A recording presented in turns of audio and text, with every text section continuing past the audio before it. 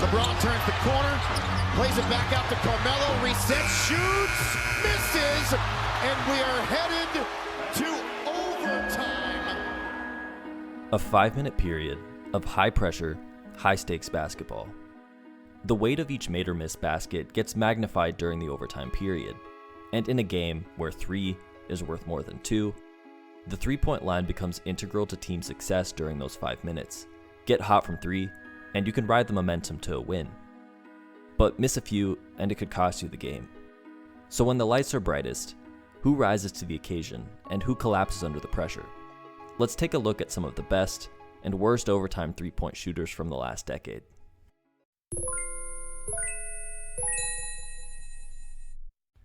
.7%.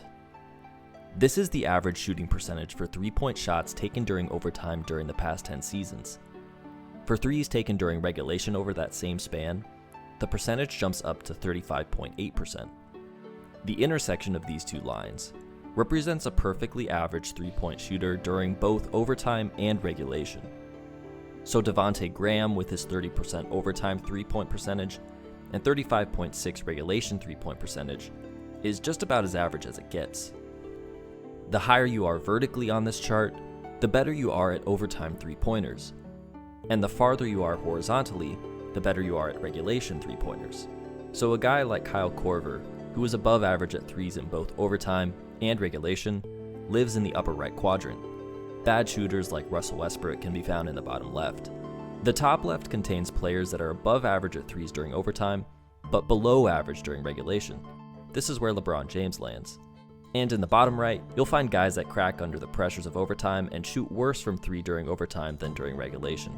Sorry, Chris Paul, but this is your territory. Here are the rest of the guys with at least 20 overtime three-point attempts over the last 10 seasons. When looking at the 3 highest overtime three-point percentages, Deron Williams and Kyrie Irving crack the top 3, each of them making 50% of all overtime threes they've attempted. But there's someone above them, and it's not particularly close. With a 59.1% overtime three-point percentage, the most efficient overtime three-point shooter of the last decade is Kevin Love. Kevin Love is often considered one of the better big man three-point shooters in basketball.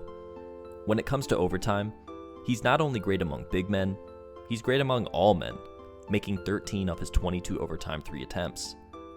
During the 80 minutes of overtime he's played over the last decade, he's averaged 1 made three-pointer every 6 minutes and 9 seconds of game time. To put that into perspective, that made three-pointer pace is higher than what Steph Curry's was during his unanimous MVP year in 2016. You might have heard of guys like Third Quarter Clay or Mr. Fourth Quarter, but overtime Kevin might also deserve a spot among the list of players who dominate during certain periods of the game. As efficient as Love is from 3 during overtime, there is one aspect of his overtime three-point shooting that is lacking: volume. A lot of Kevin Love's three-point attempts are created by his teammates drawing multiple defenders. Whether that was Kyrie Irving, LeBron James, or Cedi Osman, defenders would often collapse to give priority to one of Love's teammates, which would leave him wide open for a 3. Very few of his three-point attempts are heavily contested, which is good for him, but it also means that relatively speaking, he doesn't take all that many. He doesn't create his own shot. Instead, he benefits from the defenses giving priority to the teammates around him. And on top of that, the area in which he shoots from is also pretty limited. He tends to shoot almost exclusively from the left side of the court. 19 of his 22 overtime three-point attempts have come from there. And this skewed distribution isn't an anomaly either. Throughout his career, Love has taken more threes from the left side of the court than the entire top of the key and right side combined. He's picky. He knows what shot he likes, and he shoots it well. But say we want to look at higher volume shooters, who don't get as many wide open looks from a specific part of the court. After all, with only 22 overtime three-point attempts, Love barely reached the arbitrary 20 attempt threshold that I'd set. Let's increase the minimum threshold to 50 overtime three-point attempts. That leaves 4 players: Bradley Beal, Kemba Walker, LeBron James, and one who rises above the rest. Curry again from way downtown! When it comes to the combination of efficiency and volume, no one can compete with Wardell Stephen Curry II. His 19 makes in 50 attempts might not be quite as good as you would expect from the greatest shooter of this generation, but because he draws so much defensive attention, the quality of shots he gets are usually more contested compared to the average player, which makes his 38% overtime three-point percentage all the more impressive. NBA.com classifies a tightly contested shot as one where defender is within 4 feet of the shot taker. Of Curry's 50 overtime three-point attempts, 30% of them were classified as tightly contested shots. That's over 7% higher than the average. And the only reason why Curry's tightly contested percentage isn't higher is in part because of how far away from the basket he takes shots. He consistently takes and makes shots from beyond 28 feet. None more iconic than this 32-foot bomb against OKC in 2016. So by the time defenders get within range to contest the shot, it's already on its way to the hoop. On average, Curry takes his overtime threes from a distance of 26.6 feet away. For comparison, Kevin Love took his overtime threes from an average of 25.1 feet away, a full 1.5 feet closer than Curry. Beyond the added shot distance, Steph Curry is often doing more to create a shot for himself too. In 16 of Kevin Love's 22 overtime three-point shots, he didn't take a single dribble. It was just catch and shoot. Catch and shoot. Catch and shoot.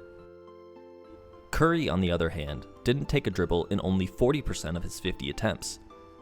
He often resorted to creating his own shot off the dribble, which generally leads to a higher difficulty of shot. Like this one, also against Oklahoma City, where he goes between the legs, behind the back, off balance, and still sinks the shot. Now, I'm not taking anything away from Kevin Love. He's a marksman in overtime, and his 59.1% overtime three-point percentage cements him as the most efficient overtime three-point shooter of the last decade. But if we're talking about efficient high volume, Curry reigns supreme.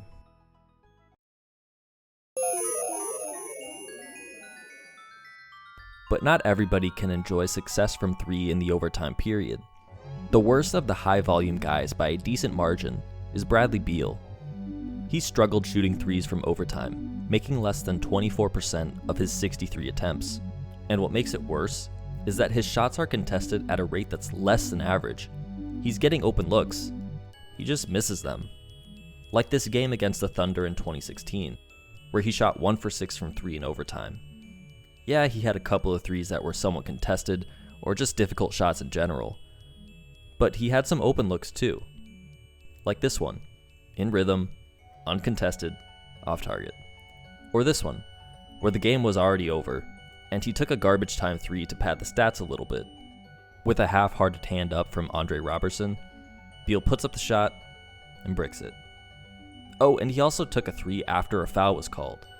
Play had already been stopped, so it didn't count in the stats, but he missed that one too. And sure, everyone has an off night every now and then, but his below-average shooting holds true over a larger sample size too. He shot 50 overtime threes that were deemed open by NBA.com, and made just 12 of them. But even though Beal hasn't been great at shooting threes in overtime, his percentage really isn't that far from average. It's only 6.9% below average. Yeah, he's the worst among the high-volume guys, but if we lower the minimum threshold of overtime threes back down to 20, he's far from the worst. Among the bottom feeders of the lower volume overtime three-point shooters are Reggie Jackson and Luka Doncic, who make just 14.3 and 13% of their respective overtime threes. But even they have a higher overtime three-point percentage than the player at the bottom. With an overtime 3 conversion rate of 6.5%, Jason Tatum has cemented himself as the least efficient overtime 3-point shooter over the past 10 seasons. Jason Tatum and Bradley Beal have a lot in common. They both went to the same high school, grew up in the same St. Louis neighborhood, and they're both pretty bad at making threes in overtime. Of Tatum's 31 overtime 3-point attempts, he's made just 2. The one excuse that Tatum can use that Beal cannot is that Tatum's threes are more often tightly contested. Among players with as many attempts as Tatum, only Kevin Durant has his overtime threes contested at a higher rate. Here's the list of players who've taken at least as many tightly contested overtime threes as Tatum, and the percentage at which they've made them. Most players convert their tightly contested overtime threes at around a 20 to 30% rate. Tatum's is 0. And just like Beal, Tatum can't make overtime threes even when he is open, making only 2 of his 17 open threes. The 2 that he has made were this open look against the Warriors and this one against the Knicks, after which commentator Mike Breen said, "Nobody's missing here in overtime." But Jason Tatum proved him wrong. He airballed the next one and missed the remaining 3 he took. Despite his track record of missing overtime threes, he still ends up taking a lot of last-second shots in overtime. He's taken 4 threes with under 5 seconds left in one-possession overtime games. 8 seconds remaining. Tatum has it. Puts up a three-pointer.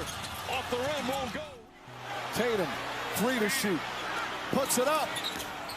Won't go. Down to 3, down to 2. Here's Tatum. Here comes Tatum. It's a 3 off. He missed them all.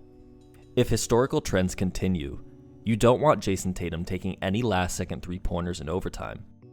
Give those shots to his teammates like Drew Holiday, Derrick White, or Jaylen Brown, or Kristaps Porzingis. The rest of the Celtics starting lineup are all better at overtime threes than Tatum. At least for now.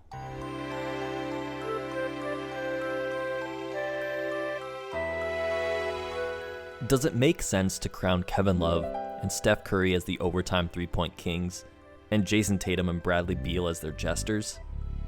Not exactly. The sample size for overtime three-point data is pretty small. A few more overtime games for each player, and these three-point percentages can fluctuate pretty drastically.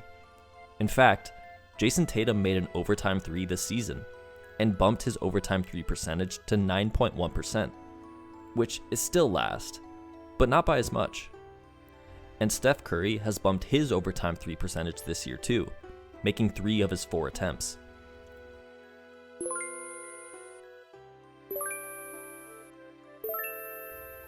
Despite the small sample size, there still exists a hierarchy, one where these guys currently reign supreme. And even though they're both 35 and in the later stages of their career, it doesn't look like their shooting is going to be slowing down anytime soon. Gives it up, Kevin Love sends it.